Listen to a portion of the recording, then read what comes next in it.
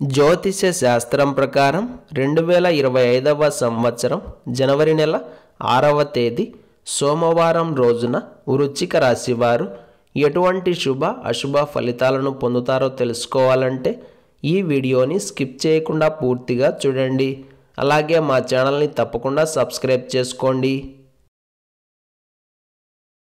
ఈ జనవరి మాసం 6వ తేదీ సోమవారం రోజు వృశ్చిక రాశి వారు ఎదుటివారిని అంచనా వేయడంలో వైఫల్యం చెందుతారు.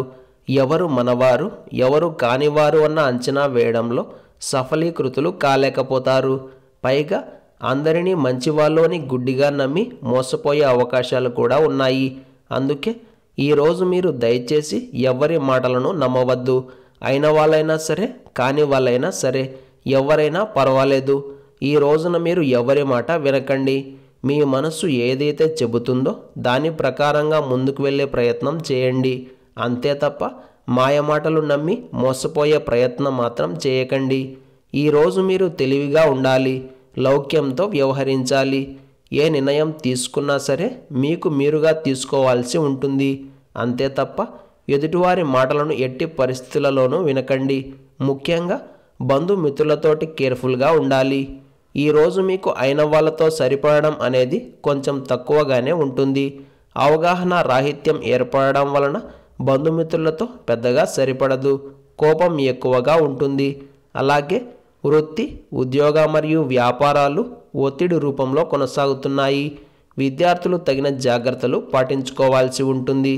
ఉద్యోగాలు చేసే వృశ్చిక రాశి వారు ఈ రోజున మీరు చేసే పని పట్ల వ్యవహారాల పట్ల కాస్త జాగ్రత్తగా ఉండాల్సి ఉంటుంది.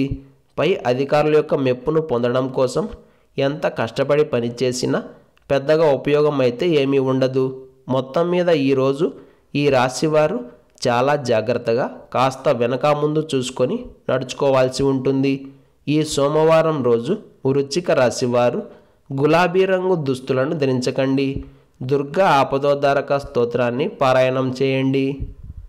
ఈరోజు సోమవారం జనవరి 6వ తేదీ, మాసం పుష్యమాసం, తిథి సప్తమి, నక్షత్రం ఉత్తరాభద్ర నక్షత్రం, రాహుకాలం ఉదయం 7:30 నుండి 9 గంటల వరకు, యమగండం ఉదయం 10:30 నుండి 12 గంటల వరకు.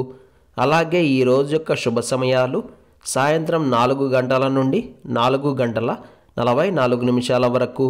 ఈ రోజు యొక్క పంచాంగం ప్రకారం ఉద్యోగంలో చేరడానికి, వైద్యపరమైన సంప్రదింపులకు, వాహన కొనుగోళ్లకు, విద్యా విషయాలకు, క్రయ విక్రయాలకు కాలం అనుకూలంగా ఉంది. ఈరోజు అప్పులకు దూరంగా ఉండాలి. అప్పులు చేసిన లేదా క్రెడిట్ కార్డులు ఉపయోగించిన రెండింటికి భవిష్యత్తులో ఇబ్బందులు తప్పవు. ఈరోజు మనం చేసే అన్ని పనులు ఎటువంటి ఆటంకం లేకుండా సక్సెస్ కావాలి అంటే నవగ్రహ స్తోత్రాన్ని మరియు శివకవచ స్తోత్రాన్ని పారాయణం చేయాలి. ఇలా చేసిన తరువాత దినచర్యను ప్రారంభం చేస్తే అంతా శుభమే కలుగుతుంది. ఈ సోమవారం రోజు సప్తమి తిథి వచ్చింది కాబట్టి ప్రతి ఒక్కరూ సూర్యారాధన చేయాలి. సూర్యుడికి ఆర్ఘ్య ప్రదానం చేసి ఆదిత్య హృదయ స్తోత్రాన్ని పారాయణం చేస్తే ఉత్తమ ఫలితాలను పొందుతారు.